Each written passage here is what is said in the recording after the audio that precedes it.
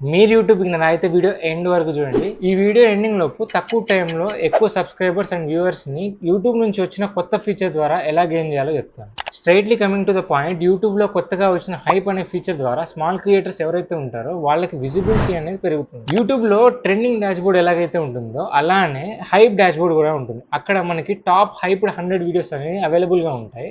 And దాన్ని right scroll చేస్తే మనం హైప్ చేసిన వీడియోస్ కూడా కనిపిస్తాయి అక్కడ.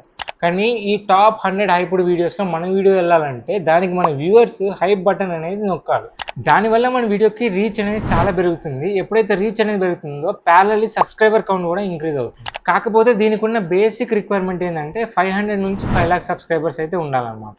ఈ హైప్ ఫీచర్ టాపిక్ పైన అన్ని పాయింట్స్ కవర్ చేస్తూ నేను ఒక డీటెయిల్ వీడియో అయితే క్రియేట్ చేశాను.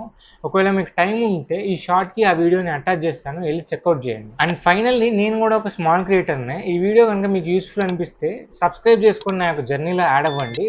Let's grow together.